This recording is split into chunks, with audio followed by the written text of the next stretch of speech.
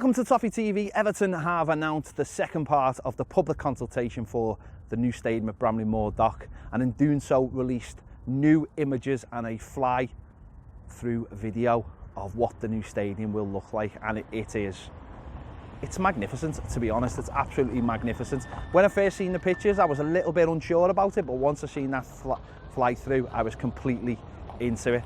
You have your chance to have a look at the fly through video when the new app goes live, and if you have special goggles, VR goggles, cardboard ones, you'll be able to watch it. I've done a little one tonight in sort of like this little round tent at the event, which you will also be able to see if you go to one of the road shows that is going to be available in the next few weeks, the consultation road shows. It looks absolutely amazing.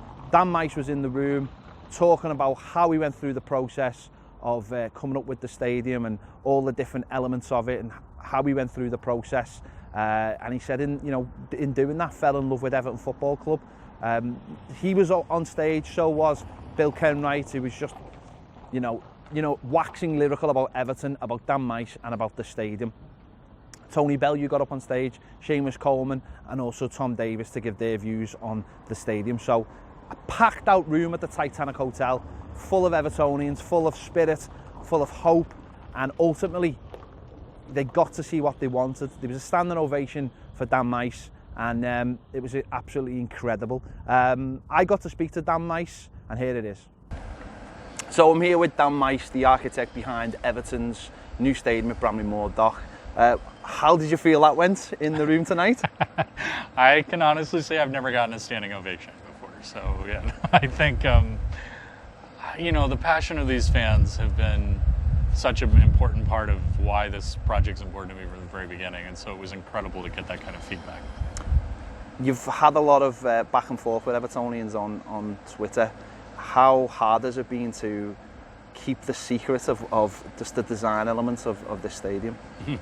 It's been hard. I think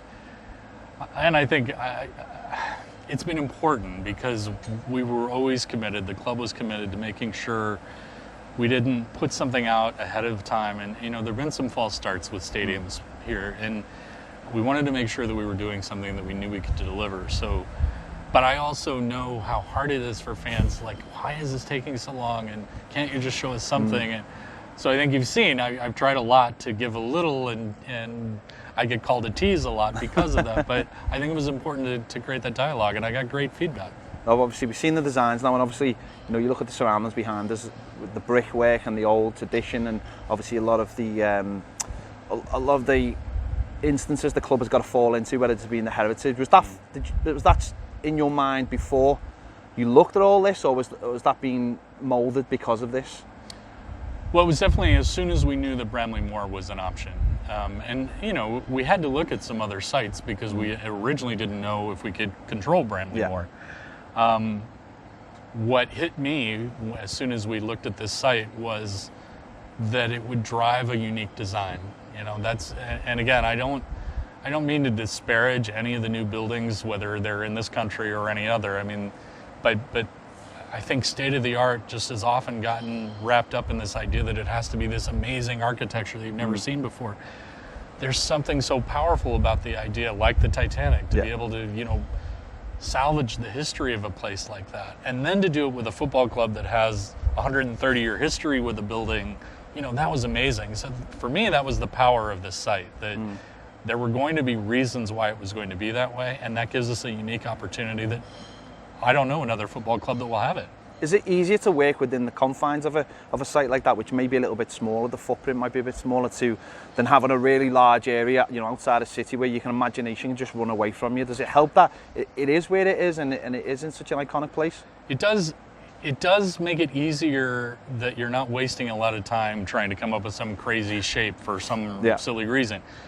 It's harder because it's a very complex site. Yeah. And so, as you heard me say in there, and the chairman, that it's 100 million pounds just to get to grade. So there are challenges, but from an architectural point of view, it's much more important to me when I have, the context to help drive the design.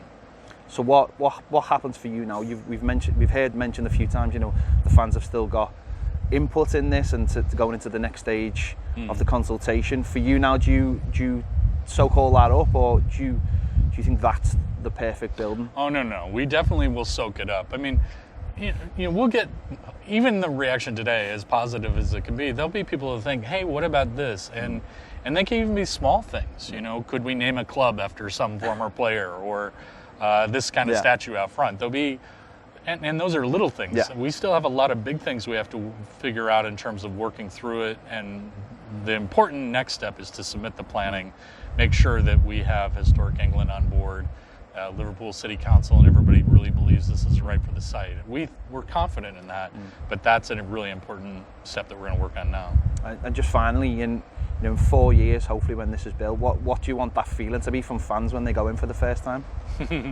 Well, you know, I want the heart to start beating just on the way, but walking through it, I mean, it's going to be an amazing structure just because of the scale of a building, just like this big building, but something new built on the river. But I don't care about any of that. I care about walking through, you know, that vomitory the first time and seeing the pitch. And, you know, I want people to instantly feel like Goodison came along, you know, that the memories are with them, and this is really the next 130 years for the club.